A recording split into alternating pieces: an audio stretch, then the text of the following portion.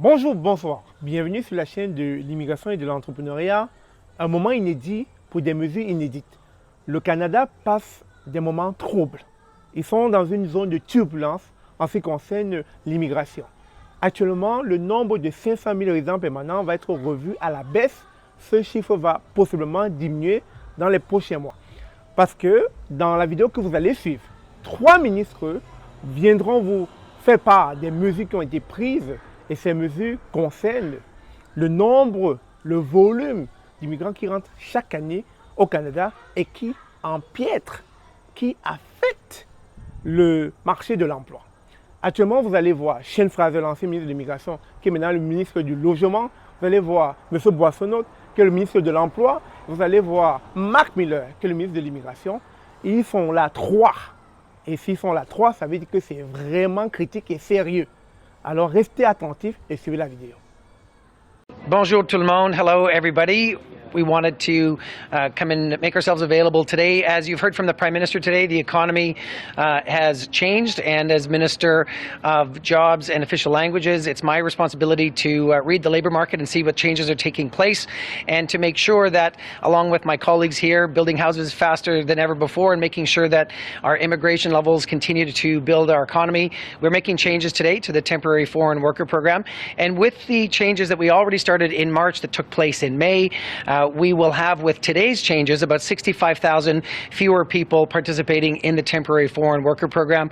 Why is that important? It's important because we want to see Canadians and permanent residents have access to entry-level jobs in what has been known as the low-wage stream up to now, and we want to make sure that Canadians have access to those jobs. It's also an important part of our overall program to have more compliance in the Temporary Foreign Worker Program and also to stamp out abuse. And so working with Minister Miller on levels plan, taking 65,000 people out of the Temporary Foreign Worker Program is an important step. Donc en français, aujourd'hui nous avons annoncé le fait qu'on va réduire le nombre de participants dans le programme de travailleurs étrangers temporaires. C'est très important avec les annonces que j'ai déjà faites en mars qui ont pris lieu en mai et les annonces qu'on a faites aujourd'hui. On va avoir une réduction de à peu près 65 000 participants dans le système de travailleurs étrangers temporaires. Et c'est très important parce qu'on veut que les Canadiens et les résidents permanents aient accès à ces emplois de prime abord, et ça va aider aussi avec les chiffres qu'on est en train de travailler avec M. Miller. Sachez que l'immigration, c'est critique pour nous, c'est critique pour notre pays.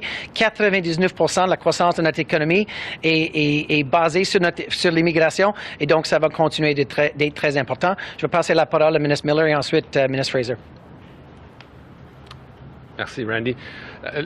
Donc, l'annonce d'aujourd'hui fait partie intégrante du plan de réduction que nous avons annoncé plus tôt en année de 7 à 5 de gens qui sont ici de façon temporaire. Dans la dernière retraite du cabinet, j'ai annoncé plusieurs mesures quant à la restriction à un maximum qui serait mis sur les étudiants, par exemple, qui occupent une grande partie de la composante de gens qui sont ici de façon temporaire. The announcement made today by Minister Boissonnault and by the Prime Minister is part of the piece of the puzzle related to the reduction of temporary workers from 7 to 5% that I announced earlier this year.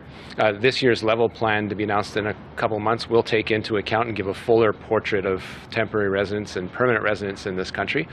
There are more measures to be announced that will be coming up. This isn't the last measure to be announced. The measures that I announced at the last cabinet retreat with respect to international students, we are still measuring the outcomes, but for now we have seen a significant reduction in international students and obviously the postgraduate work permits that will come with them. That isn't the end of the measures that are to be put into place. The Bank of Canada has said that we need to take additional measures. That is absolutely correct. So more of those should come in the early fall. So this is an important aspect today of making sure that we have a system in some areas that's gotten overheated, that is under control. We'll continue to do that to make sure that the people that are here temporarily are properly welcomed here, but the welcome to Canada obviously is not boundless, and we have to make sure that it makes sense in the current economy for Canadians, obviously, but also for the job market as it continues to constrict, and we won't hesitate to take additional measures if necessary. Sean. Excellent. Hello, everybody. Look, one of the things that I have come to understand over the course of the last 9 years serving as an MP is that you do really well when you listen to people in your communities. When I talk to people about the role of immigration in Canada, They remain uniquely supportive of the need to welcome newcomers, to bolster our healthcare system, to make sure that they help drive our economy. But they also want to have their concerns, which are very fair concerns, reflected in government policy when it comes to making sure that we have the capacity to deliver social services that people depend upon, that our healthcare system can provide for a growing population, and that we have enough homes for the people who move to our country. Over the course of the last few years, we've been through some very interesting times. As we were coming out of the pandemic, we saw the news articles being written were focused on a record labor shortage with 1 million jobs that were open in the economy. We took a decision as a government at the time to listen to businesses then who said that thousands of them may potentially close, that could impact the livelihoods of tens of thousands or hundreds of thousands of Canadian workers. As the landscape has shifted, we're no longer dealing with the same labor shortage that we were dealing with even just a couple of years ago. So too the policy landscape has to shift. We expect that the changes made today could potentially reduce the pressure on tens of thousands of housing units right across the country. This is the kind of thing that we're going to continue to do by reflecting the feedback that we hear from Canadians. Après l'annonce d'aujourd'hui sur les travailleurs temporaires, celle de l'année passée sur les étudiants étrangers, avez-vous l'impression que... Janvier. Oui. Mais avez-vous l'impression que on a peut-être trop longtemps favorisé les intérêts des entreprises qui voulaient de la main-d'œuvre pas chère, des collèges qui se financent via les frais élevés des étudiants internationaux, au détriment ultimement de la qualité de vie des Canadiens? Bien, dans le cas des étudiants, la qualité de l'éducation puis l'accueil qu'on leur offre, moi, s'il y a quelque chose dont on est coupable, c'est de ne pas avoir assez vérifié. On est le seul dans la saga des étudiants internationaux à ne pas prendre de l'argent de ces gens-là. Les institutions en prennent à coups de dizaines de milliers de dollars, les provinces en prennent. Le gouvernement du Canada, c'est le seul à ne pas faire de l'argent sur le coup. C'est sûr que c'est un système de visa qui a besoin de plus de discipline, plus de rigueur, et c'est quelque chose qu'on a commencé à instaurer au mois de janvier. Et je dirais, comme j'ai dit à vos collègues en anglais, c'est un système qui s'est un peu surchauffé. Donc là, essayer d'instaurer un peu de discipline, s'assurer qu'on fait une réduction qui est censée, sans pénaliser les bonnes institutions qui accueillent les meilleurs, les plus intelligents de plusieurs pays pour venir vivre, s'épanouir, peut-être rester au Canada, peut-être pas, peut-être retourner dans leur pays et faire rayonner l'éducation canadienne, mais pas n'importe qui, pas n'importe quoi. Puis on le voit, par exemple, dans les indicateurs, dans les gens qui demandent l'asile. C'est un peu honteux de voir une institution postsecondaire avoir tant d'étudiants qui vont demander l'asile. En dedans de la première année où les gens sont ici, ils font de plusieurs façons. Peut-être que des événements dans leur pays qui les motivent, mais aussi il y a le fait de réclamer l'asile simplement pour réduire les frais si les gens ont le statut de personne protégée. Mais ce n'est pas la bonne façon de gérer un programme d'excellence intellectuelle. Ça se traduit aussi très bien dans le domaine des travailleurs étrangers où on a vu un certain surchauffement.